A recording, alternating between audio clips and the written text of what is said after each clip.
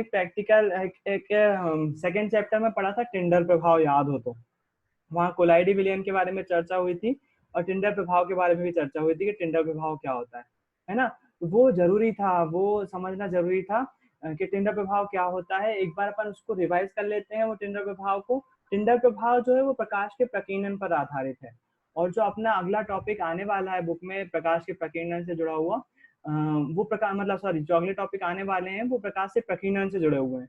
हमको थोड़ा सा 9th क्लास में जाना पड़ेगा, प्रकीर्णन क्या था, वो टिंडर प्रभाव क्या था, उसके बारे में चर्चा करूंगा। आज थोड़ा सा शॉर्ट टाइम है मेरे पास, इसलिए हो सकता है आधे घंटे की क्लास हो, लेकिन वो टिंडर प्रभाव समझना जरूरी है आज, है ना। इसलिए टिंडर प्रभाव को समझने के लिए एक बार मैंने अभी 9th क्लास के बच्चों को पढ़ा रहा था तो लिंक वो बन गई, अच्छा हुआ, है ना। मैंने आपको लेजर लाइट जला के दिखाई है काय में, क्लास में। अगर लेजर लाइट को हम धुएं में जलाएं तो क्या होता है, उसके बारे में आपने देखा था कि धुएं में अगर उसको जलाएंगे तो क्या होता है ना। अभी मेरे पास लेजर लाइट थी नहीं तो मैंने उसको प्रैक्टिकल को जो है वो एक टॉर्च के माध्यम से करा, और उसको समझाने के लिए वो वीडियो मैं आपके सामने प्ले करता हूँ और आप उसको देखो ध्यान से थोड़ा सा और चीजों को ऑब्जर्व करो, है ना। तो इस प्रैक्टिकल में करा क्या है, मैंने टॉर्च रखा हुआ है और टॉर्च को जो है वो जलाया हुआ है। अब इस टॉर्च को जलाकर जो दिख रहा होगा आपको यहाँ पर एक वीडियो में जो है वो टॉर्च जलता हुआ दिखाई दे रहा है आपको। टॉर्च की क्या हमें इसकी जो प्रकाश किरण देखो यहाँ तो दिखाई दे रहा है कि वो पेपर पे जो है उसकी परछाई पड़ रही है, टॉर्च की जो है रोशनी पड़ती हुई दिखाई दे रही है। मतलब प्रकाश स्रोत से प्रकाश निकल रहा है और यहाँ पर टकरा रहा है, तो यहाँ पर दिखाई दे रहा है हमें। क्या बीच में कुछ दिखाई दे रहा है इसका मार्ग कि कहाँ से आ रहा है, क्या हो रहा है, क्या नहीं हो रहा है? बिल्कुल भी दिखाई नहीं दे रहा है ना। हाँ, लेकिन देखो अभी बीच में इसमें से थोड़े बहुत धूल के कण निकले, देखो ध्यान से देखो, अगर थोड़ा बहुत देख पा रहे हो आप तो धूल के कण जैसे निकले तो अपन को वो जो है वो धूल के कण चमकीले नजर आए, है ना। देखो ऐसे ही नॉर्मली होता भी, अपन धूप के देश में जब बोलते हैं तो अब क्या करा हमने, धूप बत्ती लाए। धूप बत्ती जैसे ही टॉर्च के सामने लाए तो जहां जहां धुआं जा रहा है, जहां जहां धुएं जा रहे हैं, तो देखो वहां वहां हमें जो है वो टॉर्च की लाइट दिखाई दे रही है। मेरे ख्याल से दिख रहा होगा आपको, है ना। जहां जहां जहां पर धुआं उपस्थित है बस वहीं पर दिखाई दे रहा है। इस पोजिशन पे देखो, आपको अगर ध्यान से देखोगे इस पोजिशन पे देखो, जब मैं पास में लाया हुआ हूँ जब धुआं, तो अपन को जो है वो इतना में प्रकाश दिखाई दे रहा है, इतने में प्रकाश दिखाई दे रहा है। जहां पर टॉर्च की लाइट पड़ रही है बस उतने पे दिखा रहा है। मैं क्या बताना चाह रहा हूँ आपको, वो डायग्राम से समझो। मैं आपको ये बताना चाह रहा हूँ कि यदि वो टॉर्च ऐसा है, इस शेप में है ना, यहाँ पर जो है उसका शेप ऐसा है, यहाँ पर एक बल्ब लगा हुआ होगा, एक जो धूप बत्ती जो दिखा रही है वो एक लाइट ऐसी दिखा रही है जो बिल्कुल पहले ऐसी है, बिल्कुल सीधी सीधी है, और एक लाइट जो है वो ऐसी भी दिखाई दे रही है। ध्यान से देखोगे ना तो ये वाले शेप दिखाई देंगे आपको। धूप बत्ती, ये दो शेप क्यों दिखाई दे रहे हैं? पहला ये वाला जो शेप है ये तो बल्ब के कारण दिखाई दे रहा है, बल्ब ऐसा लगा हुआ है, और जो ये फैल रही है ना वो इसके पीछे, आपको याद है टॉर्च के पीछे ऐसी चमकीली सतह होती है ऐसी, जहां पर बीच में बल्ब लगा रहता है, ऐसा शेप होता है ना टॉर्च का। तो इसकी दो प्रकाश किरणें दिखाई दे रही है, एक बल्ब के कारण से पैरेलल बन रही है, और ये जो इसके पीछे चमकीली सतह होती है वो इसको जो है वो फैला देती है, अवतल दर्पण की भांति काम करती है वो, और इसको फैला देती है। तो जो ये वाली बड़ी वाली बन रही है वो किसके कारण से बन रही है, उसकी सतह की वजह से, और ये वाली इसके लिए बन रही है। आप वीडियो में ध्यान से देखोगे तो धूप बत्ती जब जलाने पर जो है वो मेरे को ये वाली चीज दिखाई दे जाएंगी। देखो ध्यान से, धूप बत्ती में पास लाता हूँ तो वो पास रहती है, देखो दिख रही है आपको, बीच में मोटा दिख रहा है, उसके आजू बाजू जो है वो फैलती हुई दिख रही है प्रकाश किरण, और जैसे जैसे मैं दूर ले जाते जाऊंगा उस वैसे वैसे जो है वो ये वाली चीज विजिबल और ज्यादा होती जाएगी। देखो ध्यान से, इसको मैं और ज्यादा आगे ले जाता हूँ यदि धूप बत्ती को, 2 मिनट। हाँ देखो ये पोजीशन देखो, मैं चेंज कर रहा हूँ, देखो देखो फैलती हुई दिखाई दे रही है ना। और मतलब ये धूप बत्ती ने किया क्या, धूप बत्ती ने जो है वो जो धुएं के कण थे उसके कणों ने प्रकाश के मार्ग में बाधा उत्पन्न करी, और प्रकाश के मार्ग को दिखा दिया कि प्रकाश जो है वो यहाँ से निकल रहा है और इस पोजीशन पे जा रहा है ना। सेम चीज जो है मैं आपको पहले भी बता चुका हूँ क्लास में, लेजर लाइट के माध्यम से समझा चुका हूँ। जब लेजर लाइट में यहाँ से चलाता हूँ, लेजर चलाता हूँ, लेजर पॉइंटर चलाता हूँ, जब मैं यहाँ से, तो लेजर पॉइंटर जब चलाता हूँ तो वो यहाँ से निकलता है और दीवार पर उसका पॉइंट दिखाई देता है, बीच में हमको कुछ भी दिखाई नहीं देता है। और यदि मैं बीच में धूप बत्ती लाऊं तो फिर वो जो है वो मार्ग उसका दृष्टिगोचर हो जाता है। याद है ये वाला प्रैक्टिकल अपन ने किया था। ऐसा क्यों होता है? ऐसा होता है प्रकाश के प्रकीर्णन के कारण से, और इसे ही हम जो है वो टिंडर प्रभाव भी कहते हैं, है ना। तो वहां पर हमने एक डेफिनेशन पढ़ी थी, जो डेफिनेशन यहाँ पर भी काम की है। वो डेफिनेशन क्या थी? वो डेफिनेशन थी कुछ ऐसी, है ना। कैसी? ये आपके सामने ला रहा हूं मैं स्क्रीन। वो डेफिनेशन थी ये, कोलाइडी कणों का प्रकाश के मार्ग में बाधा उत्पन्न करना, जिससे उसका मार्ग दृष्टिगोचर हो जाता है, टिंडल प्रभाव कहलाता है। क्या बोला? कोलाइडी कणों के द्वारा प्रकाश के मार्ग में बाधा उत्पन्न करना, जिससे उसका मार्ग दृष्टिगोचर हो जाता है, टिंडल प्रभाव कहलाता है। ये प्रकाश के प्रकीर्णन पर आधारित होता है, प्रकाश के प्रकीर्णन पर आधारित होता है। उदाहरण क्या है? उदाहरण जो अपन ने 9th क्लास में देखा था, उदाहरण वो ये वाला था, जंगल में बितान दिखना। बितान मतलब कि ये जो प्रकाश किरणें दिखाई दे रही हैं वो हमें किस कारण से दिखाई दे रही है? टिंडल प्रभाव के कारण से दिखाई दे रही है। एग्जैक्टली यहाँ पर जो है वो लेजर पॉइंटर है, ये लेजर पॉइंटर है। लेजर बीम यहाँ से जब डाली, पहले ग्लास में जो है वो हल्की सी दिखाई दे रही है, जबकि दूसरे ग्लास में देखो वो ज्यादा दिखाई दे रही है। दिखाई दे रही है कि नहीं? और फैलती हुई भी दिखाई दे रही है। एक और गिलास देखो, यहाँ पर देखो, यहाँ पर गिलास में जो है पहले वाले गिलास में लेजर बीम बिल्कुल नहीं दिखाई दे रही है, दूसरे वाले में दिखाई दे रही है। क्यों? कैसा क्यों हो रहा है? एक में जो है वो सिंपल पानी भरा हुआ है, दूसरे में जो है वो कोलाइडी कण भरे हुए हैं। तो अपन ने वहां पर 3 चीजें देखी थी, विलयन, कोलाइडी विलयन और निलंबन, है ना? तो जो कणों का आकार के बारे में चर्चा करूं मैं, तो विलयन के कण बहुत छोटे होते थे, नैनोमीटर में, के हम देख नहीं सकते। अगर पानी में हमने, आपको याद हो, कॉपर सल्फेट घोला था, यदि कॉपर सल्फेट घोलते हैं तो उसमें जो है वो हमको प्रकाश का मार्ग दिखाई नहीं देता है, वो बहुत छोटे छोटे कण होते हैं कॉपर सल्फेट के। उसके बाद दूसरे में हमने दूध घोला था और तीसरे में आटा घोला था। तो जो आटा और दूध वाले पोर्शन थे उसमें जो है वो हमको लाइट दिखाई देती है जाती हुई, है ना? क्यों? क्योंकि उसके कणों का आकार इतना बड़ा होता है कि वो प्रकाश के मार्ग में क्या उत्पन्न कर देते? बाधा। मान लीजिए ये कोई प्रकाश है, ये प्रकाश किरण यहाँ आ रही है और बीच में क्या हुई, ये रबर जो है वो बाधा उत्पन्न कर देती है, ये इससे टकराएगी, ये टकराने के बाद क्या हो जाएगी? फैल जाएगी, मतलब आड़ी तिरछी हो जाएगी, ऐसी हो जाएगी, ऐसी हो जाएगी, ऊपर नीचे ऐसी आड़ी टेढ़ी जा रही होगी। प्रकाश किरण यहाँ से आई और आड़ी तिरछी हो गई, जिसके कारण से क्या हो जाएगा? इसने बाधा उत्पन्न करी ना, इसने बाधा उत्पन्न करने के कारण से क्या कर दिया? प्रकाश के मार्ग को दृष्टिगोचर कर दिया। मतलब कि ये प्रकाश का मार्ग जो है वो पहले दिख नहीं रहा था, मतलब ये प्रकाश यहाँ से आया और ऐसे चला गया। क्या आपको इसका मार्ग दिखा? नहीं। लेकिन अब क्या हुआ, जब ये प्रकाश किरण यहाँ से आ रही थी तो इसने क्या हुआ? बाधा उत्पन्न कर दी। जब बाधा उत्पन्न कर दी तो ये क्या हो जाएगा? फैल जाएगा थोड़ा सा, मतलब ये टकराकर ऐसा जाएगा, ऐसा ऐसे जा रहा था, ये टकराकर थोड़ा सा इसके मार्ग से परिवर्तित हो जाएगा और ऐसा चले जाएगा, है ना? मतलब क्या कर देगा? जो बाधा होगी वो प्रकाश के मार्ग को बाधा क्या कर देगी? फैला देगी। उस प्रकाश को क्या कर देगी? फैला देगी, जिसके कारण से क्या हो जाएगा? हमको जो प्रकाश किरण आ रही है उसका मार्ग दृष्टिगोचर हो जाएगा, वो मार्ग जो है वो दिखने लगेगा हमको, है ना? उसे ही हम बोलते हैं क्या? टिंडल प्रभाव। और इसी से जुड़ा हुआ जो है, ये जो है वो प्रकाश के प्रकीर्णन से जुड़ा हुआ एक फिनोमिना है। अब ये प्रकाश का प्रकीर्णन क्या है? तो प्रकाश का प्रकीर्णन, अभी मैंने बोला ना, कणों का आकार जो जो है ये इससे टकराती है और फैल जाती है, इसको हम क्या बोलते हैं? टिंडल प्रभाव बोलते हैं, है ना? अब यदि ये कण जो है वो छोटा होगा, यदि ये छोटा होगा तो ये अलग तरह से प्रकाश किरण को विक्षेपित करेगा या अलग करेगा, अलग अलग तरह।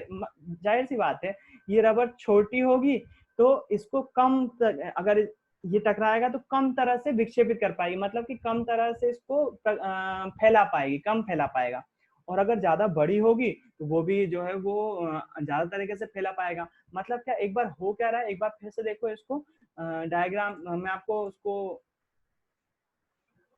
करके बताता हूँ इस पे कि क्या ये ऐसा हो क्यों रहा है ना? एक बार और उदाहरण लो इसका, इस स्क्रीन पर देखो। इस स्क्रीन पर मेरे पास एक बीकर है, उसमें पानी भरा हुआ है, यहाँ पर एक लेजर पॉइंटर है,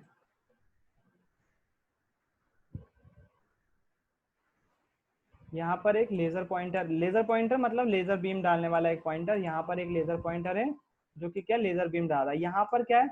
यहाँ पर एक दीवार है। तो अब होगा क्या? लेजर पॉइंटर यहाँ जलेगा, यहाँ हमको डॉट डॉट दिखाई देगा उसका जलता हुआ, और वो इधर से आएगा और दीवार पर हमको जो है उसका पॉइंटर यहाँ पर जो है वो दिखाई दे जाएगा, यहाँ पर हमको वो पॉइंटर दिखाई दे जाएगा। हो क्या रहा है? ये प्रकाश किरण यहाँ से आ रही होगी, यहाँ जा रही होगी, लेकिन हमें कहीं पर भी ये जो है वो विजिबल नहीं होगी। विजिबल मतलब दिखाई नहीं देगी। कहाँ कहाँ दिखाई देगी? एक तो यहाँ दिखाई देगी और एक इस दीवार पे दिखाई देगी, बीच में कहीं दिखाई नहीं देगी।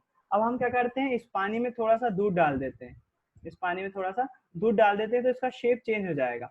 शेप चेंज हो जाएगा ना, तो ये प्रकाश किरण जो है वो बाहर अभी भी नहीं दिखाई देगी, लेकिन जो अंदर भीतर जब हम जहाँ पर दूध डाला है, जैसे ही दूध डालेंगे ना तो दूध के कण जो है इसके मार्ग को विजिबल बता देंगे। मतलब प्रकाश किरण यहाँ से आ रही होगी, ऐसी आएगी और ऐसी जा रही होगी, लेकिन हमें केवल कितनी दिखाई देगी यहाँ पर। क्यों? क्योंकि जो वायु में उपस्थित कण है वो इसका क्या कर, वो इसका जो है वो प्रकीर्णन नहीं कर पा रहे हैं। यहाँ पर जो कण है वो इससे टकरा नहीं पा रहे हैं, जिसके कारण से यहाँ पर वो उसका मार्ग दृष्टिगोचर नहीं हो रहा है, यहाँ पर भी नहीं हो रहा है। लेकिन बीच में क्या है, बीच में दूध के कण है, और दूध के कण जो है वो थोड़े से बड़े होते हैं। मैं यहाँ दिखाता हूँ आपको। यदि ये कोई दूध का कण है, इसको गोल बना लेता हूँ। यदि ये कोई दूध का कण है, प्रकाश किरण क्या हो रही है, यहाँ से आ रही है, इसके अंदर एंटर करी, इससे टकराएगी, और यहाँ से ऐसी टकराई और क्या हो जाएगी, बिखर जाएगी, ऐसी ऐसी हो जाएगी, चारों तरफ बिखर जाएगी। और ये दूध का कण एक है क्या यहाँ पर? नहीं, यहाँ पर दूध के कण बहुत सारे हैं, यहाँ पर दूध के कण बहुत सारे हैं, जिसके कारण से क्या होता है, ये प्रकाश किरण जो है इन कणों से टकराती है और फैलती हुई चली जाती है, बिल्कुल फैलती हुई चली जाती है।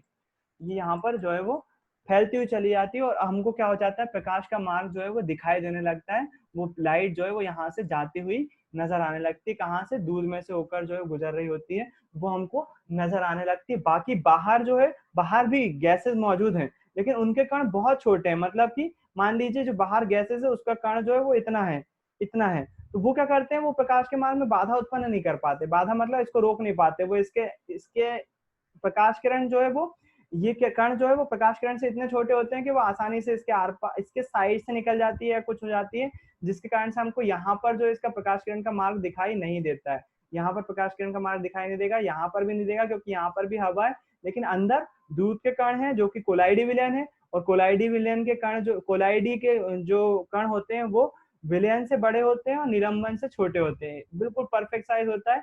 वो क्या करते हैं, प्रकाश किरण को बिखेर देते हैं, प्रकाश किरण को बिखेर देते हैं, जिसके कारण से हमको क्या हो जाता है, प्रकाश का मार्ग दृष्टिगोचर हो जाता है। इसको ही हम बोलते हैं टिंडल प्रभाव। क्या बोलते हैं? टिंडल प्रभाव। मेरे ख्याल से समझ में आ रहा होगा बात। टिंडल प्रभाव किसको बोलेंगे? कोलाइडी कण प्रकाश के मार्ग में बाधा उत्पन्न करते हैं, जिसके कारण से प्रकाश जिस दिशा में आ रहा है उसकी दिशा, उसका मार्ग क्या होने लगता है, हमको विजिबल हो जाता है, दिख जाता है कि प्रकाश इस दिशा में आ रहा होता है। वो मार्ग दिख जाने की घटना को ही हम क्या बोलते हैं, प्रकाश का प्रकीर्णन कहते हैं। प्रकाश का प्रकीर्णन, इसे ही टिंडल प्रभाव भी बोलते हैं, सेम है टिंडल प्रभाव, कोई अलग अलग नहीं है दोनों, है ना। क्या बोला? जब कोलाइडी कण किसी प्रकाश के मार्ग में बाधा उत्पन्न करते हैं, जिसके कारण से प्रकाश का मार्ग दृष्टिगोचर हो जाता है, मतलब दिखने लगता है, उसे हम टिंडल प्रभाव कहते हैं। इसे ही हम प्रकाश का प्रकीर्णन भी कहते हैं। अभी प्रकाश का प्रकीर्णन जरूरी क्यों है पढ़ना? ऐसा क्या है इस प्रकाश के प्रकीर्णन में जो कि हम इसको इतना ध्यान से पढ़ रहे हैं, या फिर इसको जरूर पढ़ने की जरूरत पड़ रही है? क्यों पड़ रही है जरूरत? इससे जुड़े हुए बहुत सारे फिनोमेना हैं जो कि हमारे काम के हैं। जैसे उदाहरण के लिए एक बहुत बार क्वेश्चन पूछा जाता है, आसमान का रंग नीला क्यों होता है? जो आसमान का रंग दिखाई देता है, अगर आप बाहर जाओगे तो वो नीला क्यों दिखाई देता है? बादल हमको सफेद क्यों दिखाई देते हैं? या बादल कभी काले भी दिखाई देते हैं, बादल काले क्यों दिखाई देते हैं? रात के समय अंतरिक्ष जो हमको रात के समय जो हो जाता है वो काला क्यों दिखाई देता है? उसके बाद यदि हम किसी अंतरिक्ष यात्री के बारे में बात करें, अंतरिक्ष यात्री जो है वो पृथ्वी के ऊपर होगा, बहुत ज्यादा ऊपर एक स्पेस स्टेशन है वहां पर होगा, ये क्या उसको भी आसमान नीला दिखाई देता है? तो उसका आंसर होगा नहीं, उसको आसमान जो है वो काला दिखाई देता है। तो ऐसा क्यों? हमको नीला दिखाई दे रहा है, उसको काला दिखाई दे रहा है। ये सारे के सारे आंसर जो कि अपने आप में एक विशिष्ट क्वेश्चन है, अपने आप में खुद ही सोचो ना, आसमान नीला क्यों दिख रहा है? नीला है इसलिए, कोई ने कलर कर दिया क्या? फिर उसके बाद रात में काला क्यों दिखने लगता है अगर ऐसा है तो? बादल सफेद क्यों होते हैं? और सफेद होते हैं तो जब बारिश होती है तो काले क्यों हो जाते हैं? फिर उसके बाद कभी कभी आप देखते हो कि पूरा कलर, जो सूर्य जब उदय हो रहा होता है या अस्त हो रहा होता है, उतने उतने साइड के पूरे बादल जो है वो लाल हो जाते हैं, पूरा एरिया जो है वो लाल हो जाता है, आसपास पूरे में लालिमा छाई रहती है। ऐसा क्यों होता है? अपने आप में इंटरेस्टिंग नहीं है ये बात? ये बात इंटरेस्टिंग है, और यही चीज जो है वो बताती है, ये सारी घटनाएं जो हो रही होती हैं वो टिंडल प्रभाव के कारण हो रही होती है, या फिर प्रकाश के प्रकीर्णन के कारण हो रही होती है, आप ऐसा बोलोगे, है ना। प्रकाश के प्रकीर्णन के बारे में हो रही होती है। एक बात आपको बार बार परेशान करेगी और बार बार यूज होगी, उस बात के बारे में मैं चर्चा कर लेता हूँ। उसके लिए वापस मुझे स्क्रीन पर आना पड़ेगा, और इस स्क्रीन पर जो है वो मैं बात करूंगा आपसे कि आप जानते हो कि जो प्रकाश किरण होती है वो 7 रंगों से मिलकर बनी हुई होती है ना। बैंगनी, जामुनी, नीला, हरा, पीला, नारंगी, लाल। तो ये बैंगनी, देखो कलर में थोड़ा सा डिफरेंस हो जाए तो माफ करना, चल जाएगा मेरे ख्याल से।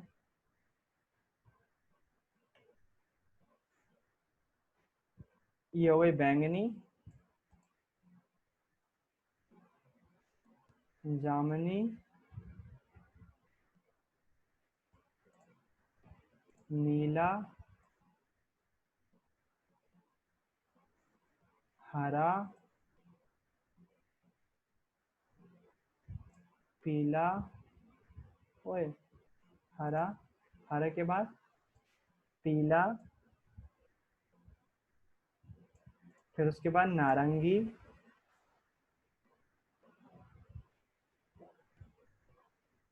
उसके बाद क्या, लाल। ये हमारे इंद्रधनुष के कलर होते हैं, है ना। मतलब जो श्वेत प्रकाश होता है वो किन से मिलकर बना हुआ होता है, इन 7 रंगों से मिलकर बना हुआ होता है, इन 7 रंगों से मिलकर बना होता है। ये 7 रंग आपस में मिलकर क्या बनाते हैं, श्वेत प्रकाश मिलाते हैं, बनाते हैं, व्हाइट लाइट बनाते हैं।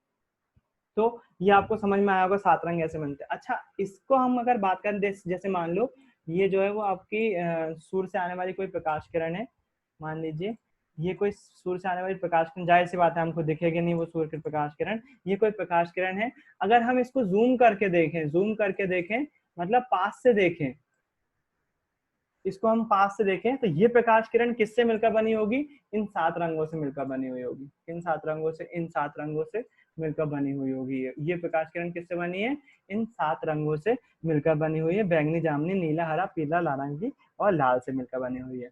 बढ़िया, ठीक, ये तो हमको मालूम है ये चीज होती है। इसके बाद होता क्या है, ये जो 7 रंग है ना, ये 7 रंग जो है वो अलग अलग तरंग से मिलकर बने हुए होते हैं। यहाँ पर एक नई बात बता रहा हूँ मैं आपको, ये जो प्रकाश किरण होती है ये एक वेव की भांति ट्रेवल करती है।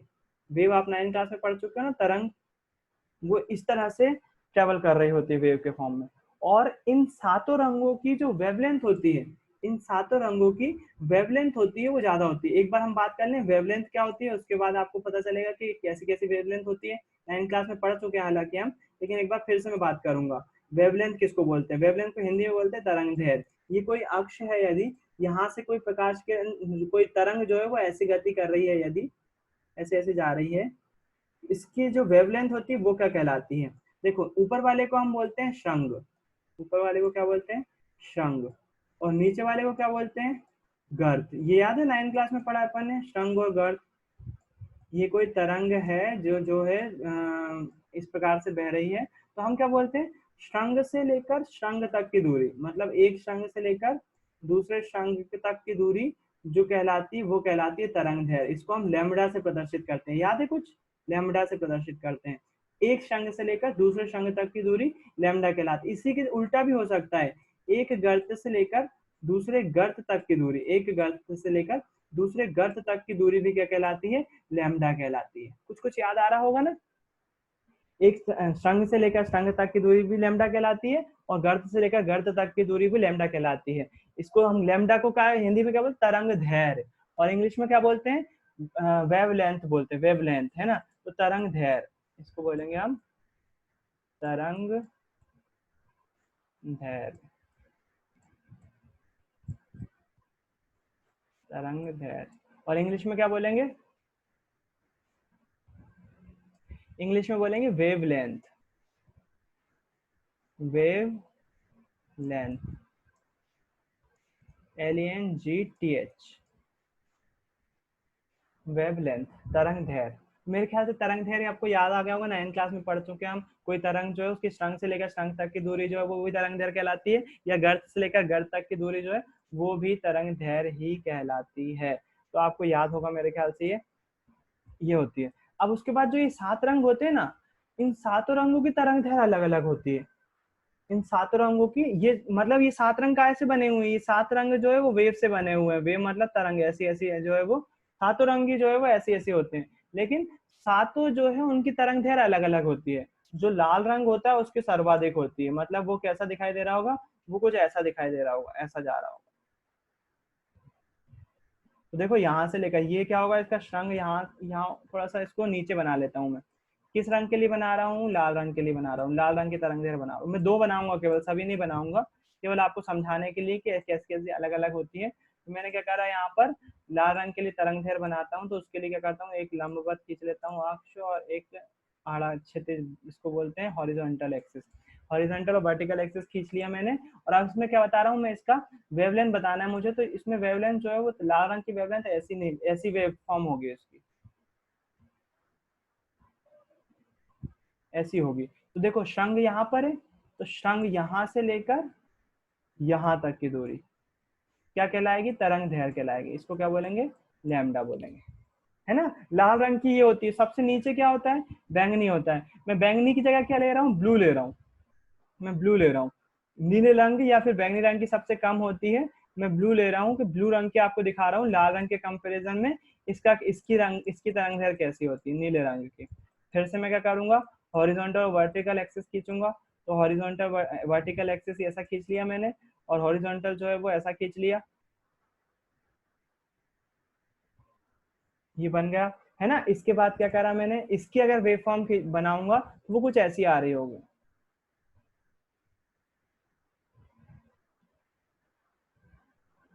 अब इसकी अगर मैं वेवलेंथ निकालूं, वेवलेंथ मतलब लैम्डा निकालूं, तो वो यहाँ से लेकर कहाँ तक होगा, यहाँ तक होगा, होगा कि नहीं।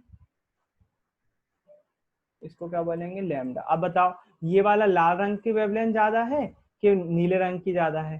तो आप बोलोगे देखो लाइन से दिख रहा है ना, लाल रंग की वेवलेंथ क्या होती है, ज्यादा होती है, ब्लू रंग की कम होती है। सात रंगों के बारे में यही है। ऊपर जो सबसे ऊपर जो कलर है जिसको हम लाल बोलते हैं, इसकी वेवलेंथ सर्वाधिक होती है, सबसे ज्यादा होती है। और जो नीचे होते हैं कलर, उनकी सबसे कम होती है ना। तो मतलब जैसे जैसे हम नीचे बढ़ते जाते हैं, उनकी तरंग दैर्घ्य जो है वो उनमें कमी आती जाती है, तरंग दैर्घ्य जो है वो कम होती जाती है। तरंग दैर्घ्य क्या होती है, ये शंख से लेकर शंख तक की दूरी, कोई तरंग की शंख से लेकर शंख तक की दूरी या गर्त से लेकर गर्त तक की दूरी जो तरंग दैर्घ्य बोलते हैं। तो लाल रंग की तरंग दैर्घ्य कैसी होती है, सबसे ज्यादा। नीले की कैसी होती है, सबसे कम।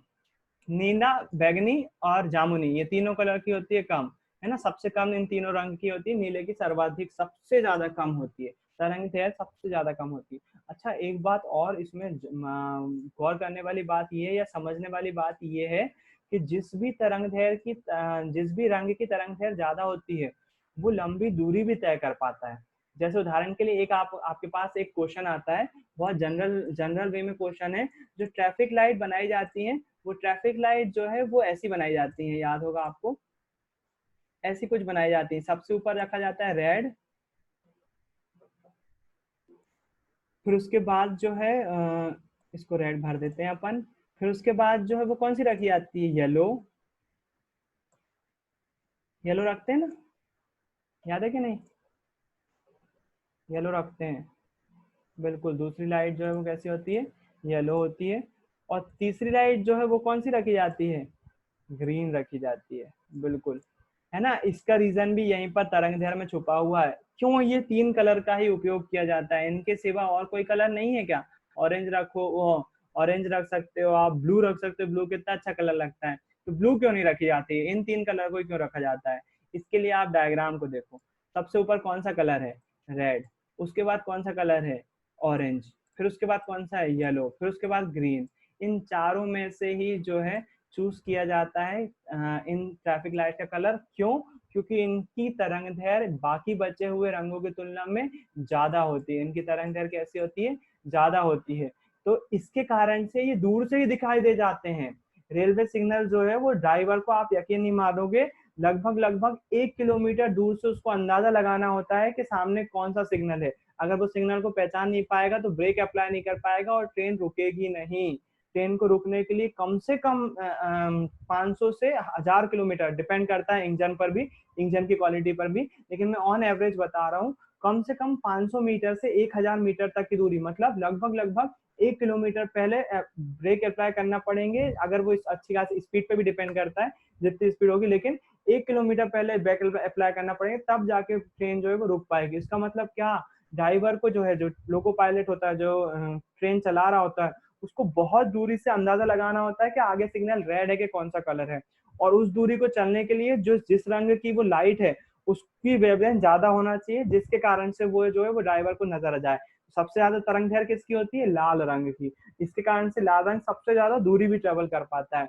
और उसके कारण से हमको जो है वो कैसी नजर आ जाती है वो लाइट, 1 किलोमीटर पहले से ही जो है वो लोको पायलट लाइट को देख लेता है और आसानी से पता लगा लेता है कि ट्रेन में जो है वो ब्रेक अप्लाई करना है। इसीलिए ट्रैफिक लाइट का रंग जो है वो रेड, येलो और ग्रीन रखा जाता है। आप बोलोगे ऑरेंज क्यों नहीं रखा, ऑरेंज भी तो था यहाँ पर, ऑरेंज रख देते। लेकिन जब जब रेड और येलो को आप यदि मिला दोगे तो वो ऑरेंज बन जाता है, और जिसके कारण से कंफ्यूजन हो सकती है। कंफ्यूजन मतलब कि भ्रमित हो सकता है कि ये रेड है कि येलो है, इतनी ज्यादा दूरी से जो है वो समझ में नहीं आता।